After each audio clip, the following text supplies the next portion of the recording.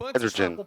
The participants have been following a series of very broad schedule composed by conferences, roundtables, national and international cases, simultaneously in both auditoriums of these facilities, Valdir Diogo and Flávio José. The event counts on exhibitions with stands and papers and technical visits. So let's begin the technical panels for the second day for Fiec Summit 2022. Each panel has a very comprehensive thematic.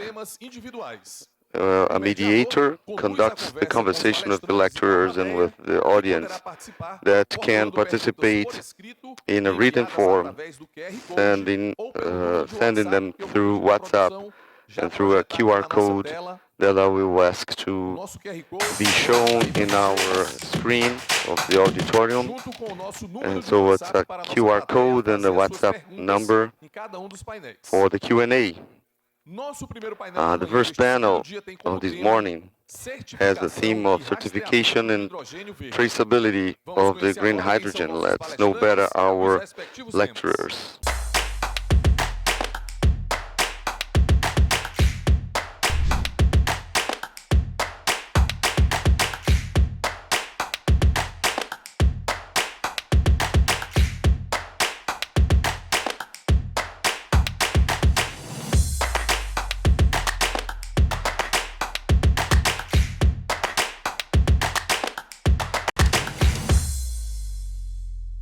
So let's announce and invite our lecturers, Mrs. Hania Walid, Associate Program Officer for International Renewable Energy Agency. Mrs. Hania will participate remotely. I invite to get to the stage our lecturers, Mr. Ricardo Gedra, Manager of Analysis and Information for the Commercialization Chamber of Electrical Energy, CCEE, and Mr. Francisco Martins Almeida Rolo, Senior Consultant of Bureau Veritas. The moderator will be, and I invite to be here, Mr. Luiz Eduardo de Moraes, the Sectorial Director for Cindy Energia Ceará. We inform to our lecturers that each one of them will have 15 minutes for their presentation, so let's get strict to the time. And I will ask you to follow the time scheduled. And the production, and then our staff will inform you when we have 2 minutes left. Please, Dr. Luiz Eduardo, start. You can open the table, and you have 5 minutes for that. Morning, everyone. It's a great responsibility here to start the second day of Fiec Summit. And yesterday has been spectacular. We need to keep up the same performance, at least the same. And it's an honor to have the first panel at hand. And I would like to congratulate Fiec for this event, with no doubt is a landmark for the green hydrogen development, and to congratulate specifically Dr. Ricardo Cavalcante, our president, Dr. Carlos Prado, that has been following closely, and the works to have these key characters of the sector here with us, and also Dr. Picanso and his team that, they've been working a lot in the last 2 years for this development. Well, the panel that I will be moderating, it's extremely interesting because, traceability and certification for the green hydrogen. We call it green, and we call it blue, and we call it gray. There's a range of colors that, actually, hydrogen, chemical matter, has no color. It's just a label for a type of energy feeding our productions And talking about the colors, if we don't have a label, an official label or an accredited label, how can we have assuredness and accepting the dedicated lines out of the grid? But Brazil, with continental dimensions, we cannot undermine or underestimate the onshore generation. We have photovoltaic and biomass and wind power, hydroelectric. All these sources can feed the green hydrogen production, but in which ways this label can get from the source to the destination, assuring that that hydrogen has that color, between commas, that we are attesting or we are asserting. It's a world challenge, and it's not only our challenge, and it's interesting to get ahead, to be protagonists and inducing and fostering certification and traceability everywhere. And we'll have offshore wind power generation, offshore, strongly feeding green hydrogen, but we cannot precede onshore generation. And for this, traceability and certification are paramount, and we can clarify and know better these processes and know better about the stages of the developments. Dr. Hania will talk about the stage of these processes, or the state of art of these processes worldwide. Dr. Ricardo will talk about Brazil, and Dr. Francisco will approach the state of Ceará case. We'll have three tiers, three different tiers, three dimensions, and assess the state of art, the general state of art. And in Brazil and Ceará, or state of play, better saying, and in Brazil and in Ceará, it's important to have the possibility to produce green hydrogen or low carbon hydrogen or clean, whatever we call it, from onshore generations in parallel with offshore. So those were my initial remarks, and I will pass the floor. Well, participation, Dr. Hania participation will be recorded. The lecture has been recorded already, and then by the Q&A, Dr. Hania will be live. And thank you, and may we have a very good panel.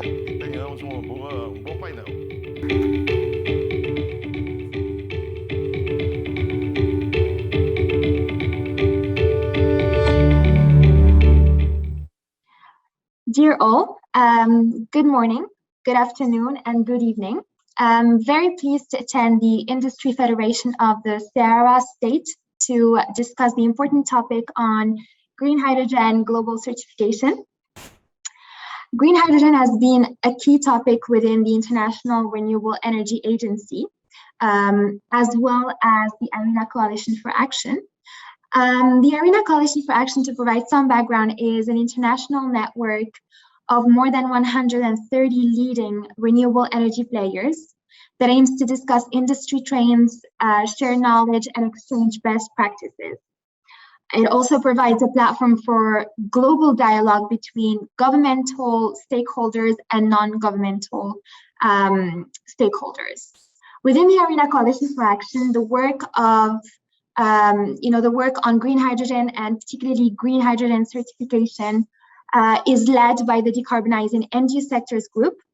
And in March 2022, the group launched a technical brief on green hydrogen certification, and particularly looked at how certificates for green hydrogen globally can be designed and implemented.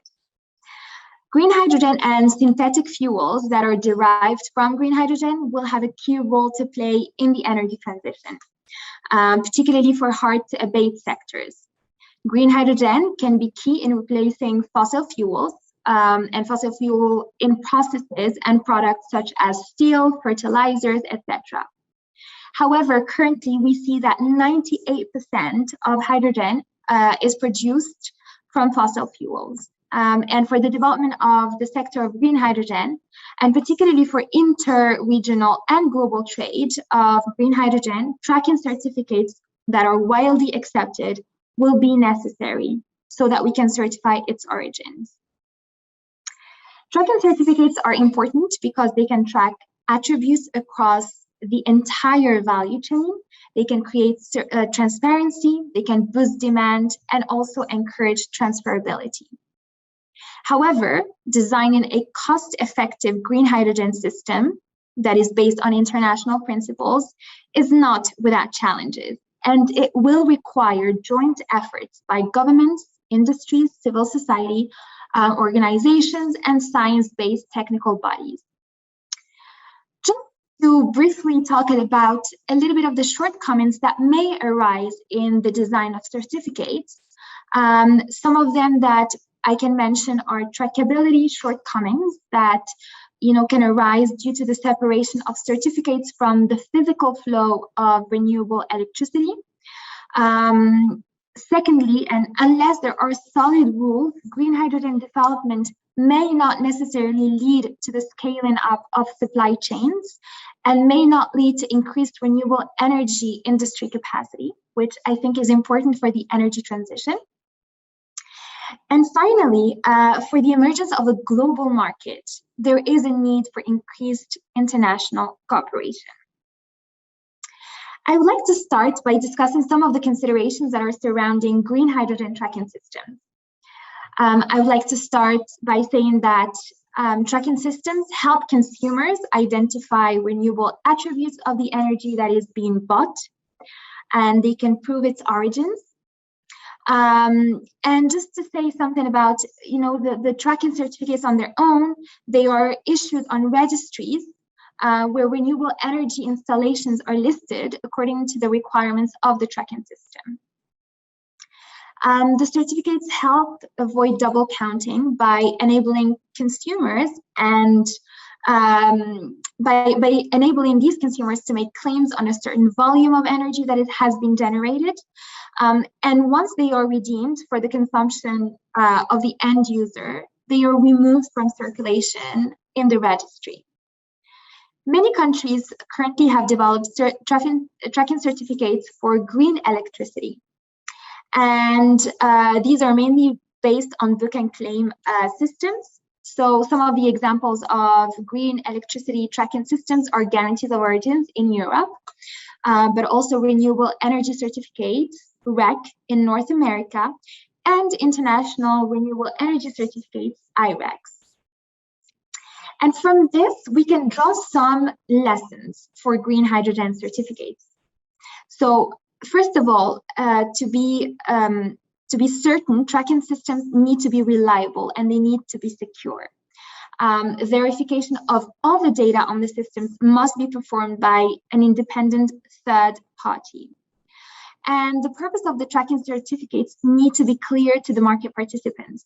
So they need to ensure to provide information on the specific effects on carbon emissions from buying certificates, so that consumers are better informed about their carbon emissions neutrality. The identification and mitigation of all the operational risks emerging from the process of issuance, transfer, and cancellations of certificates need to be carried out through appropriate system controls and procedures. We need to also ensure that the objective and public disclosure of standards are applied to all participants in the system in order to create a fair and open access to all market entrants. And finally, there need to be suitable international communication strategies, processes, and criteria that are created and used to ensure transfers to different countries in an effective and secure way. For green hydrogen, certificates can be based on two different models. They can be either based on book and claim, where energy providers book the renewable electricity that has been produced, in their systems, and energy consumers claim the energy that they have consumed. But there is a challenge in book and claim, and that comes from the fact that we don't need to prove the physical link between energy production and energy consumption. And in the case of green hydrogen, using these certificates will require temporal and geographical correlation. I will talk a little bit more about these requirements.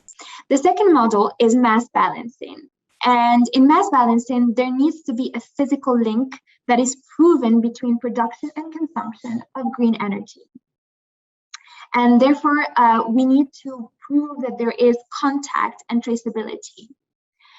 These certificates are important to ensure an effective, secure, and straightforward tracking system that guarantees its origin. And they provide many benefits. I think talking about the benefits is essential here. So some of the benefits are that tracking certificates are crucial in promoting and facilitating the consumption of green hydrogen. They provide reliable information on the green hydrogen that has been supplied, and so incentivizes consumers to use it. They create social interest and promote consumer information. This is important for the development of the market and also for the energy transition. Standardizing these certificates can allow and support the development of green hydrogen trading, and they can accelerate the emergence and establishment of an international market, which again is important for the market itself of green hydrogen, but also for the energy transition.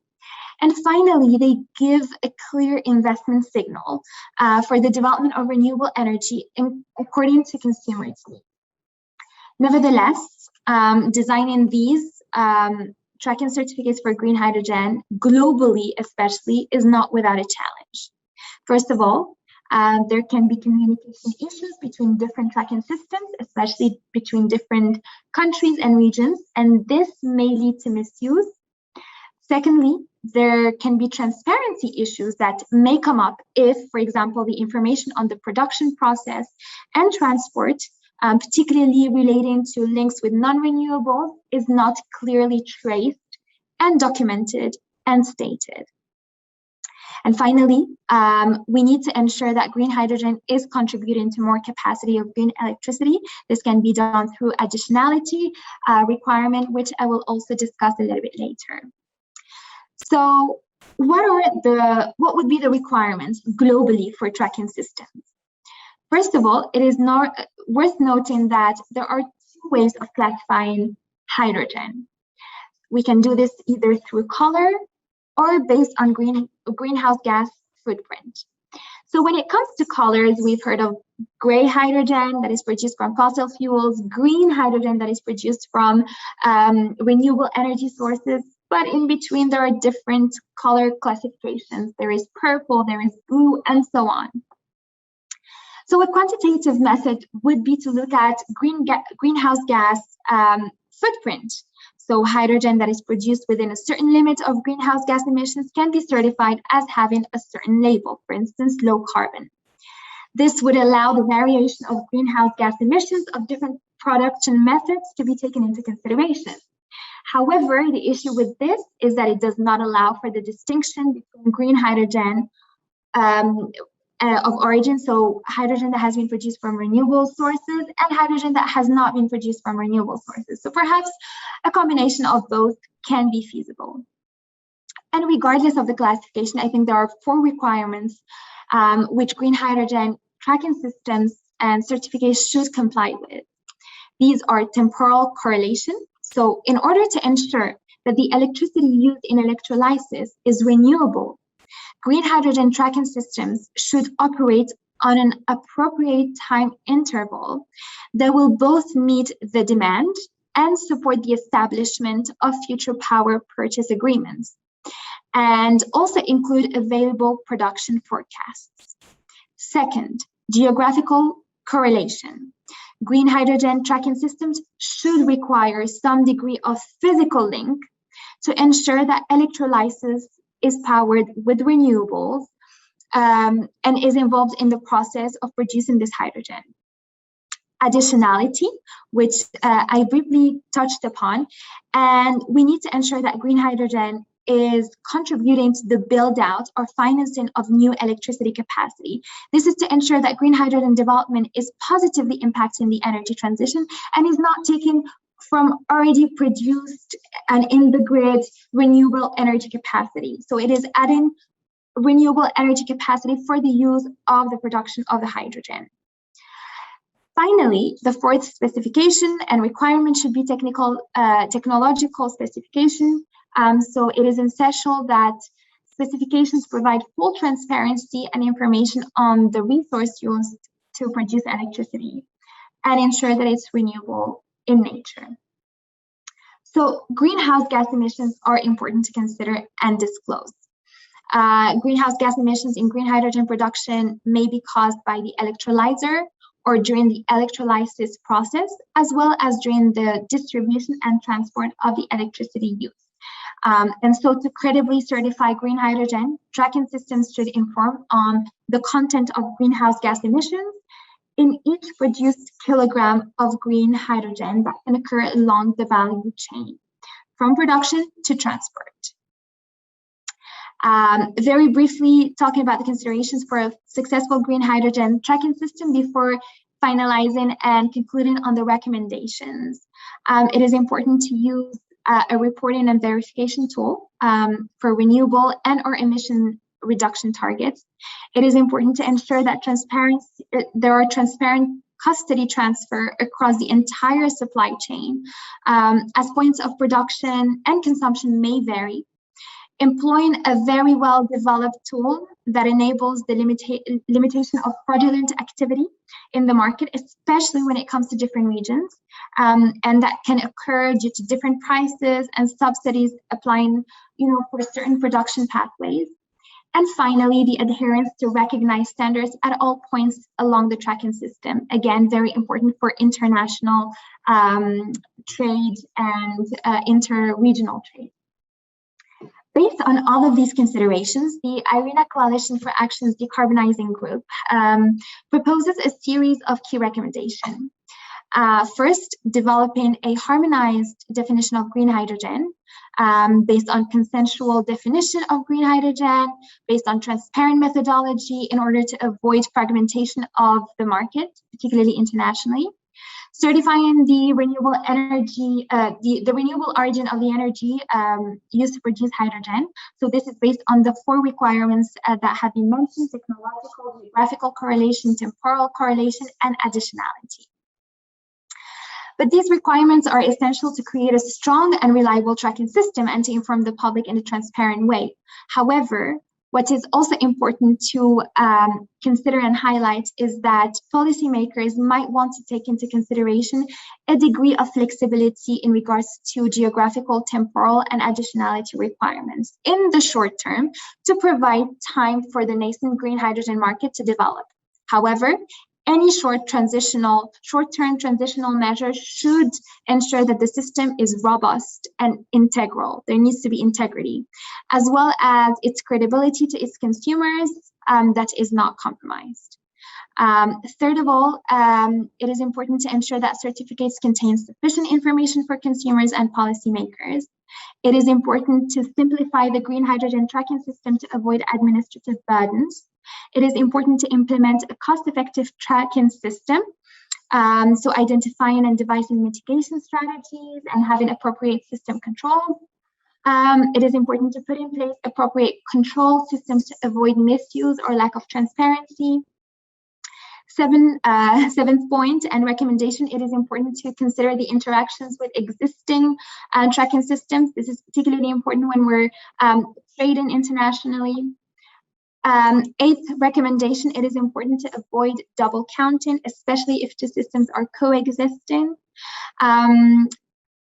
Developing the use of taxonomy and green finance criteria is encouraged for compliance with green hydrogen certification requirements. And finally, it is important to promote international cooperation to establish globally accepted rules and requirements. The green hydrogen export industry is promising, but without a scheme in place, this might be delayed and reduce its value. So using internationally recognized rules will make it easier for export markets to understand how greenhouse gas emissions for the traded green hydrogen are calculated, facilitating the placement in the market. I hope you found this useful, and I look forward to any other questions. Thank you very much.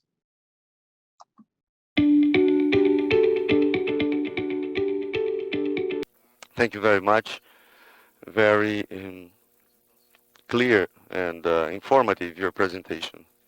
I pass the floor to Dr. Ricardo Ojeda from CCAE, so Electrical Commercialization, and he will be talking about green hydrogen certification in Brazil. Hello, good morning, everyone. It's a pleasure to be here and talk to everyone about this theme.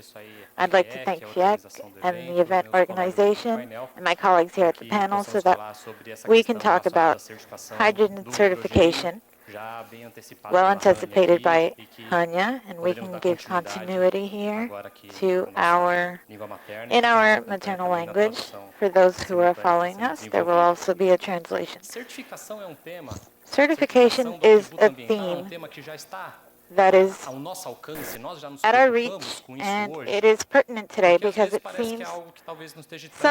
seems like something that isn't very materialized, but any one of us as a consumer, when we buy a product, we worry about certification that has environmental attributes. We look at price, we look at accessibility, we look at quality, but attributes are also something that we look at.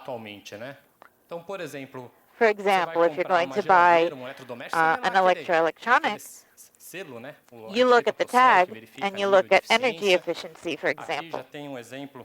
We can see here on this shirt that the manufacturer placed a speech about carbon. So these are all things that are pertinent to us today. And as a consumer, we are aware of it. If the consumer requires it, then the industry is going to offer it. And hydrogen goes along the same lines. If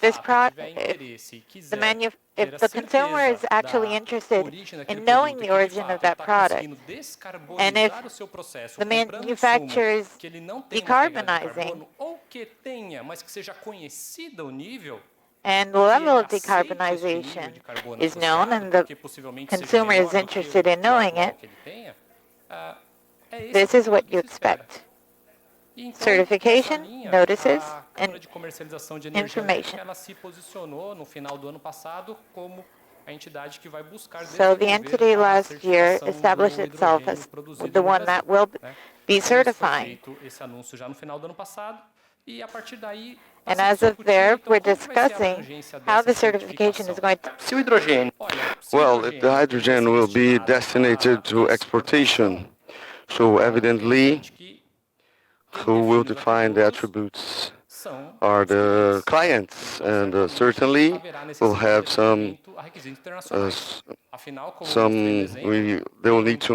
we need to meet some international requirements. For example, when you go to a store buying a fridge, and I want the A level, for example, in terms of electricity usage efficiency, or though if they only have B level, so I want the A. And if it's a need for the client in our sector, for example, some level of CO2 emissions associated, so it's a matter of choice. And well, it's been told yesterday, so hydrogen for domestic, for household usage. And for that, shall we need to have a national standard? I don't know. If, for example, we have an international company working with various raw matters to be exported, maybe they will need to meet some requirements for exportation. So the idea is not to develop something that is exclusive to Brazil, but on the other hand, compatible to what is being developed worldwide. And in this sense, which are the main standards in underdevelopment? When I talk about standards, I'm talking about hydrogen requisites. So European Union is very well developed, and some German institution is very well developed as well. We have had in Spain, to buy green hydrogen organization in Spain, some requisites regarding STEMA, and in Europe they're developing standards. We have various and several standards, and I'm highlighting those two, H2I Global and the European Commission, regarding purchasing. And well, and in bottom line, the clients, they decide which requirements they want to meet. And what H2 Global is stating. So this is a document that has been launched by H2 Global as a draft version. So these are three conditions. And we have aligned with something with the European Commission with these three possibilities of the green hydrogen production. First one is the hydrogen, not green. We have one case using grid, we using exclusive, sorry, my bad. So we have the hydrogen plant connected to the grid using energy from the grid. So in the renewable level, it depends on the grid. In our case in Brazil, we have a national connected system, the Brazilian grid. And second case, direct connection. Luis told us about this plant directly connected to the hydrogen plant, isolated from the grid. It's called off-grid. So 100% clean.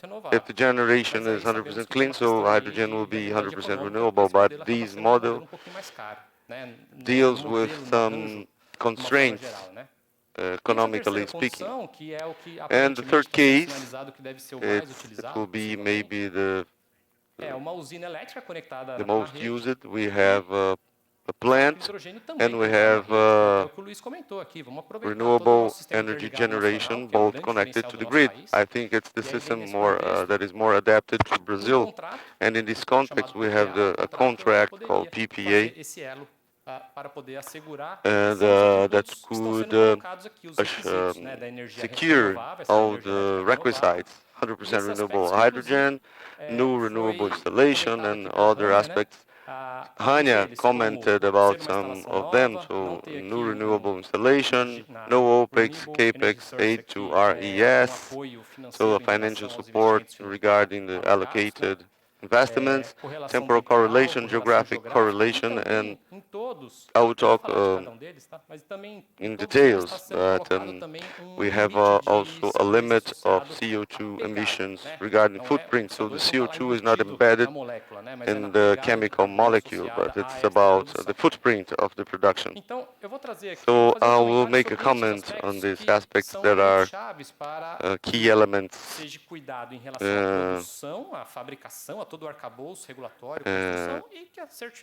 And we'll have a certification, and we'll have audit. This is only reiterating, this is a draft. When H2 Global officialize its process in the market, we'll see if all the aspects will be kept. And within these aspects, renewable electrical energy. Well, in CCEE, all the generations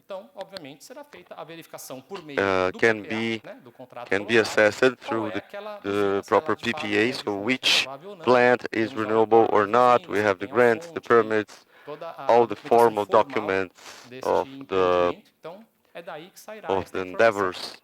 And that's the source of this will be the source of information. And second item, so a new plant, there's a concept of additionality.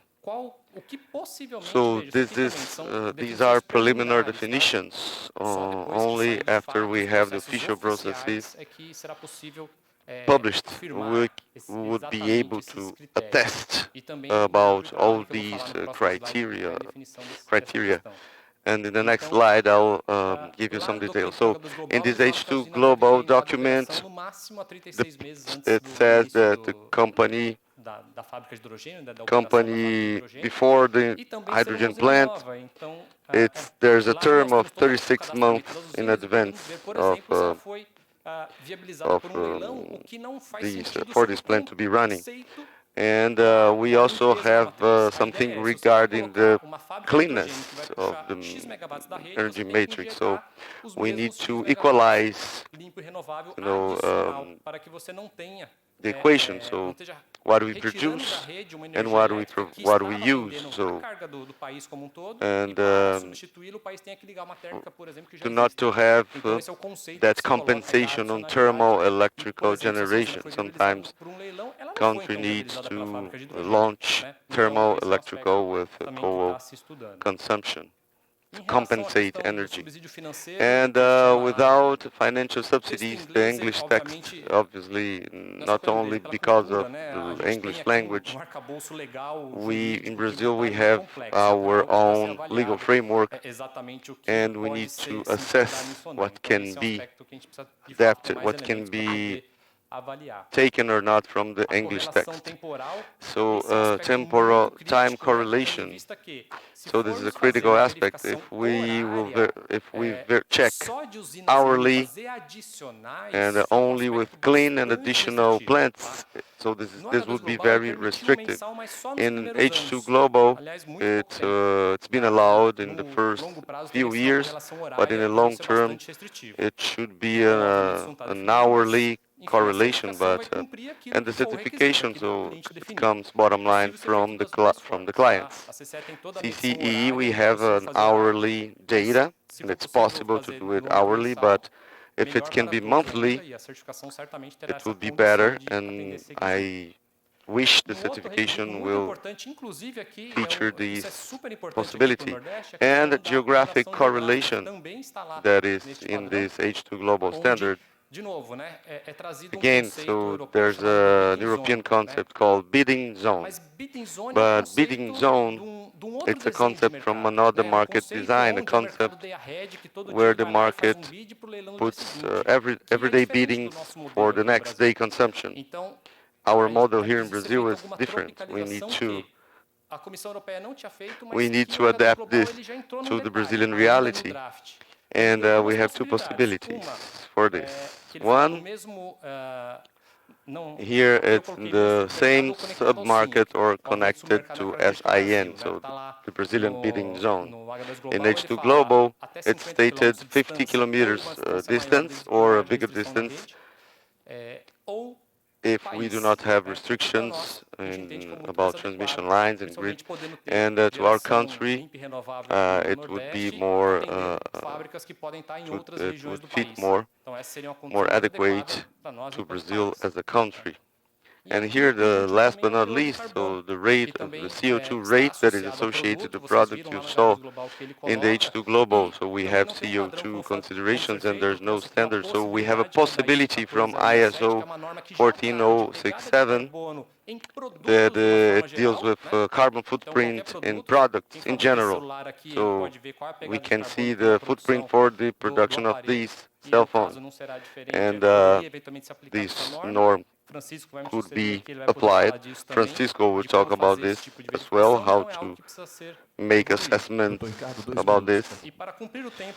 And well, for the sake of time, I will pass to the final slides where CCEE is working in a timeline to launch the first version of the certification requirements.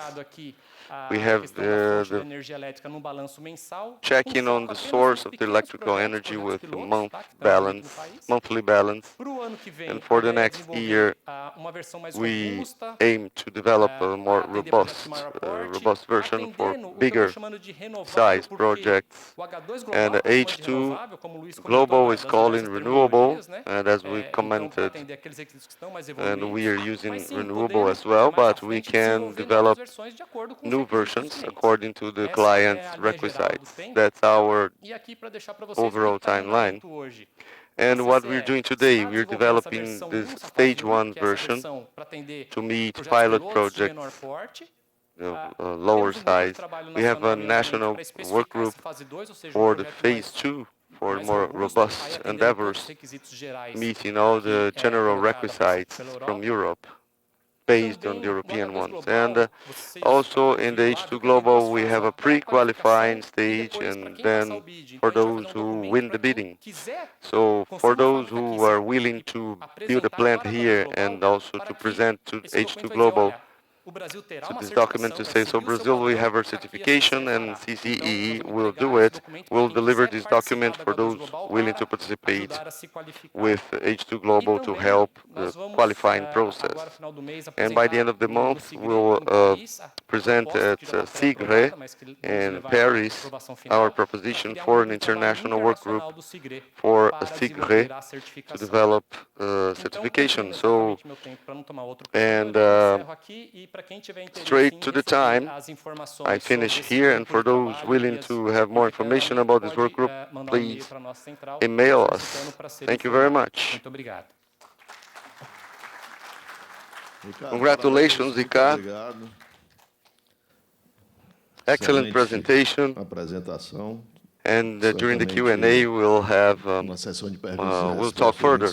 But before I pass the floor to Francisco, I would like to greet Dr. Macedo and Dr. Cirino, former presidents for Fiec, honoring us with their presences. Now, Francisco, the floor is yours. Francisco will talk about green hydrogen certification. Morning, everyone. I would like to thank you for the opportunity to be here and to talk a little bit about certification processes and how we've been working with the state of Ceará. I thank my fellow panelists, not only by their presence, but mainly by their material, their very informative presentation. It's nice to talk. And I would like to thank Hania and to thank my other fellow panelists for the very informative. And before talking about the certification processes, I would ask permission for those who are very keen, for those who are in the 101. So let me give you a very 101 context, and I apologize with people with more experience. Well, we have some geopolitical issues. We are in a very warm discussion on how to advance in the combat, in the struggle against the climate change, and where hydrogen plays a major role, but it's not the messiah.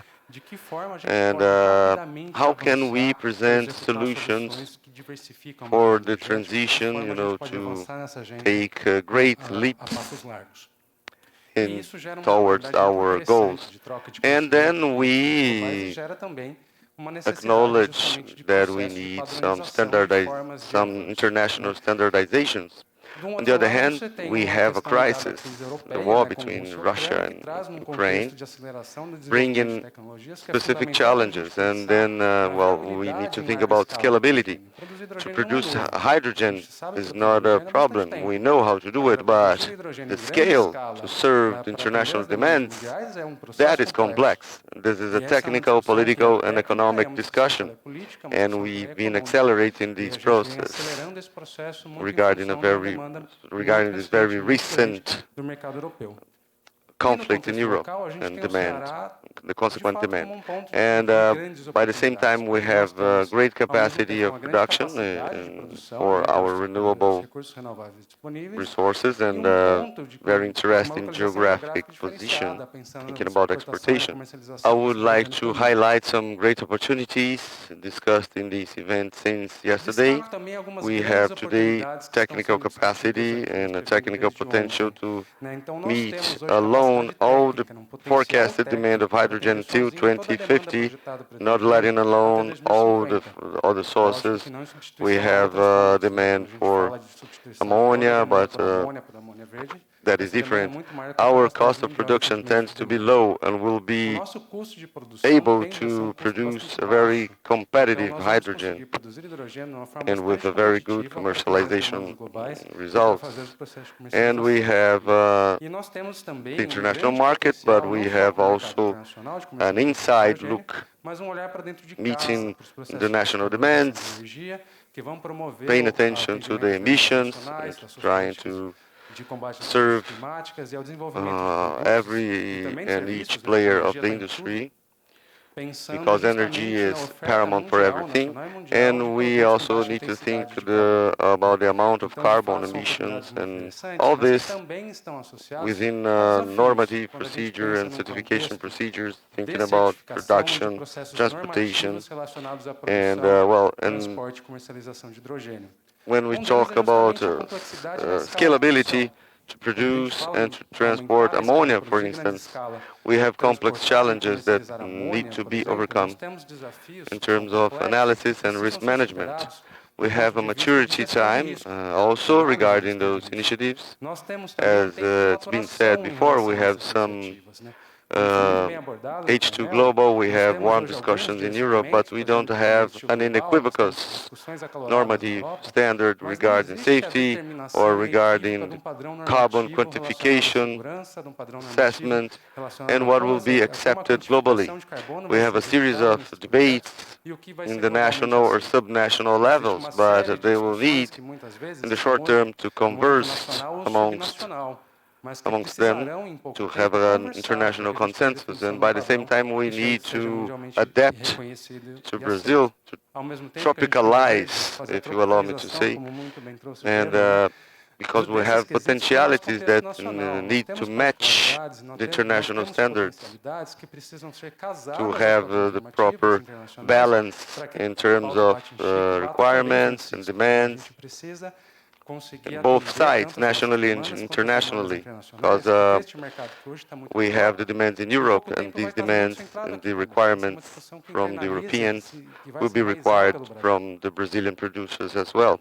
And how to adapt this, how to conduct this. We've been part of committees specialized in the Hydrogen Council. We're participating in the North Sea Energy Project, and we participate in a standard committee from ISO discussing the 33 norms covering the hydrogen chain, production chain, reviewing 7 of among 33.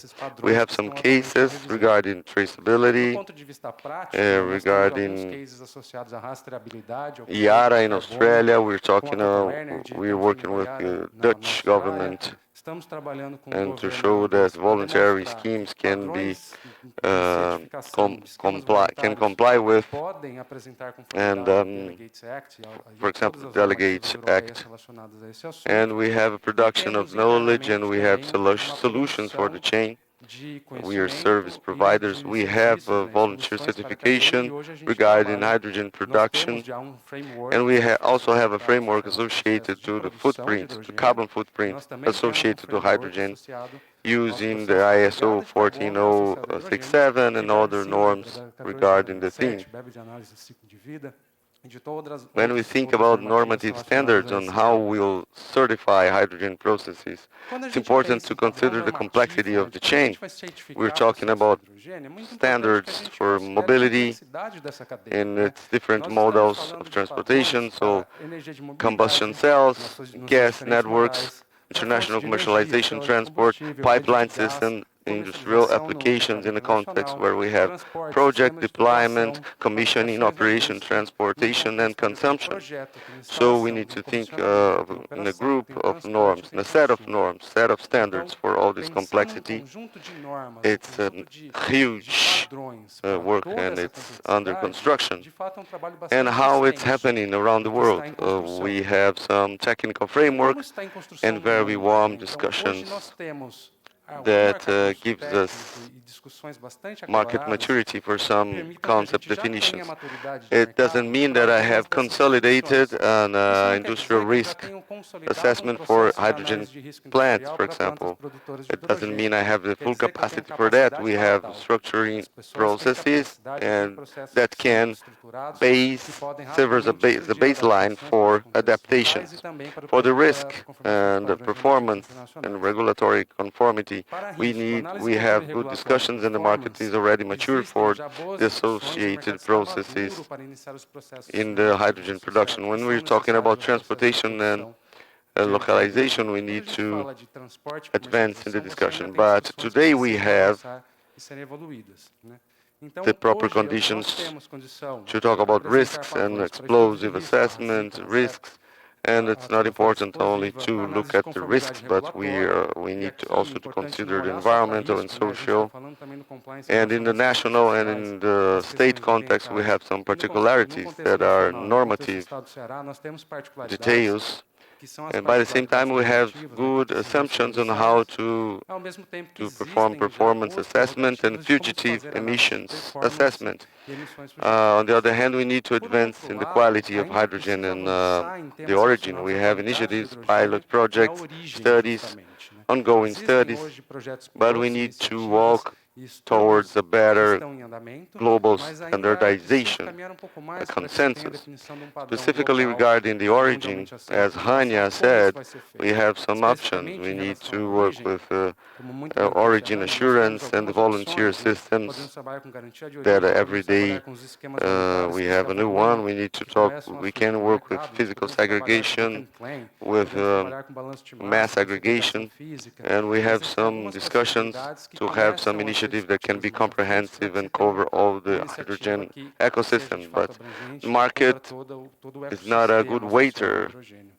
We have a great demand to start structuring now for these future demands, and for this we need to work in the sense following the changes. I cannot sit and wait for the changes, and I need to mobilize the efforts now, adapting my normative standards, considering the local and international discussions. And bottom line, we would have a project labeling that is a consolidated process of independent third-party auditing for specific normative requisites, not assuring not only the origin, but assuring risks and fugitive emissions and regulatory compliance in a broad sense, and in a way that we can certify initiatives from a certain hub and for certain private initiatives. And how we are working with this in the context of our state. So Bureau Veritas has been advancing with the state government, with the great support from Fiec, on how to consolidate these verification and consolidation processes. So the intention is to establish a framework, a regulatory and legal framework for the companies to be working with the hydrogen hub can be aligned with the prerequisites and standards linked to commercialization. In parallel, we need to develop the guidelines associated to risk, performance, quality, origin, carbon footprint, and all this framework will prepare the initiative to be ready for the national and international market demands, and reiterating that this is not a short-term work to be finished. We are starting now and with the first assumptions, establishing the first frames, the first frameworks, to advance in the agenda, and but iterating and reviewing all these frameworks for the future. And last but not least, we want to foster the participation of the stakeholders that is already intense, but through Bureau Veritas follow-up around the world, we need to foster the participation of the stakeholders with the PSEN hub, the future PSEN hydrogen hub, and exactly in order that we can structure internally and to be a protagonist in this scenario. So 2 minutes left. We are in a moment that we have lots of opportunities and we can depart ahead of everyone. And that's why we need to define the standards, the rules for these race, and maybe a fair race, not a race for gold, but a very smooth marathon. And that's it. Thank you very much for your attention. And these are my contacts. Do not hesitate. Thank you, Francisco. I've been informed that we have 5 minutes for the sake of time for our Q&A session. And I have some questions here with me. I would ask to the lecturers, for the sake of time, to give their answers together with their final remarks. Okay? The first question is to Dr. Ricardo, and beyond the electrical origin, what are the other guidelines of carbon sources for power to X derivatives? So, for example, what would be a green diesel or a renewable diesel? Well, there's no clear definition yet, but what I can say is that hydrogen will be an input for lots of final products, what is very good for the country to value-added exportation. So far we have some byproducts, for example, related as ammonia, but we don't have guidelines for other products like methanol, for SAF, for aviation or steel milling. We don't have guidelines yet for those. It's being built. We don't have the answer. Let's consolidate the first step.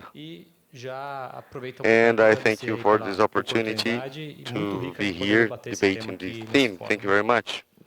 Thank you, Dr. Ricardo. Francisco, please, some initiatives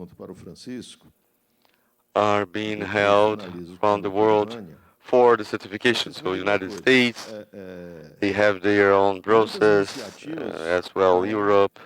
We are outlining ours, Australia, Japan, etc. So you said that we don't need to wait. We shall not wait.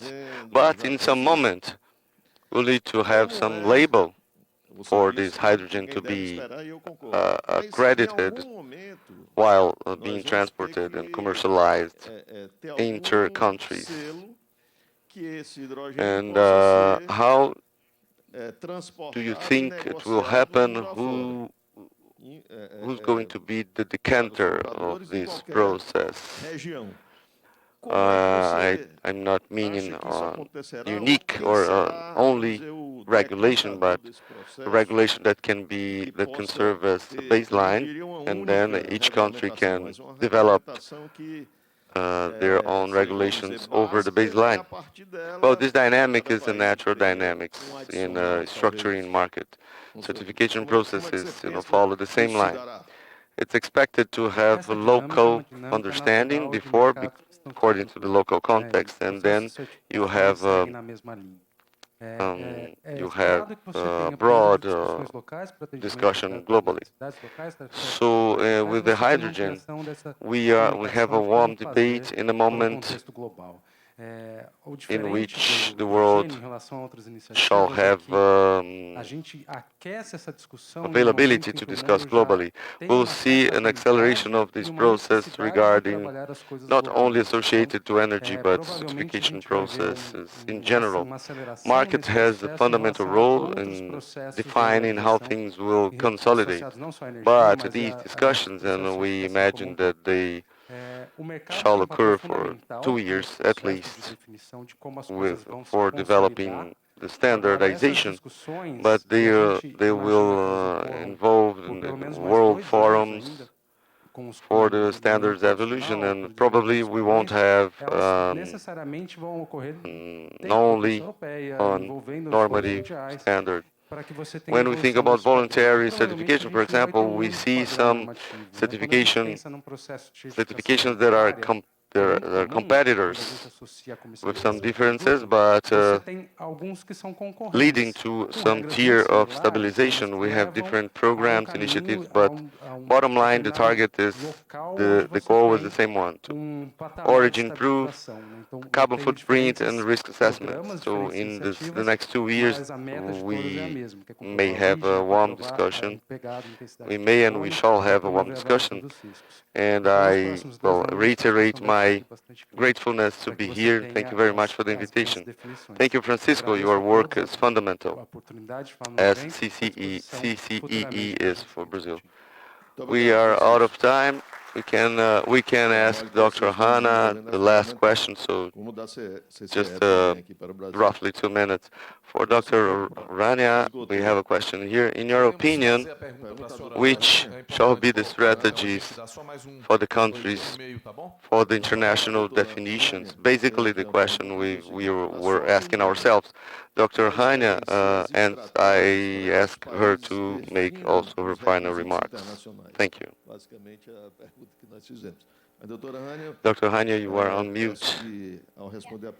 We're muted. Oh, can you hear me now? Yeah, we can hear you now. Perfect. Would it be okay to have the question in English, please? Which kind of strategy the countries must have to get all the requirements for international certification for the hydrogen? Yes, in order to ensure that hydrogen is green. And I think I've mentioned a few, for instance, temporal, geographical, and additionality to ensure that the hydrogen is produced from renewable energy sources. I think the second element that is incredibly important is, once that is agreed upon, it is important to ensure that all systems around the world and in different regions are cohesive. And that can only happen through international cooperation.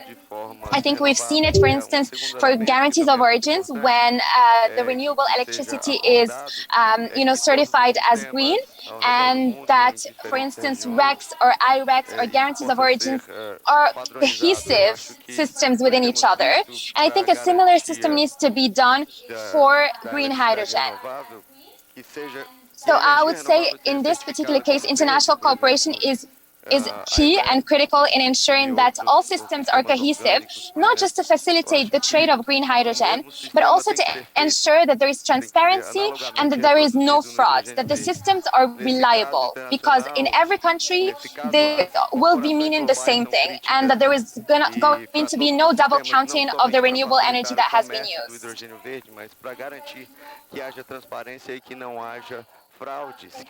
Obrigado, doutora Han. Em cada país, isso vai significar final considerations for green hydrogen certification. Podemos ter contabilidade dobrada, por exemplo, do hidrogênio verde. First of all, thank you so much. It was really interesting. Unfortunately, I don't speak Portuguese, so I haven't been able to follow all the interventions, but I think it's incredibly important that we have this discussion around certification, because green hydrogen as a market will not be able to develop without certification. They are key in incentivizing consumers to use green hydrogen. Green hydrogen currently is definitely more expensive. So one of the incentives in using it is to ensure that consumers are saying, we are being green, we are being sustainable. And without the certification, that will not be possible. So I think it is extremely important that we ensure that there are certifications to make sure that the market is developing and is growing, and that countries are in cohesion with each other.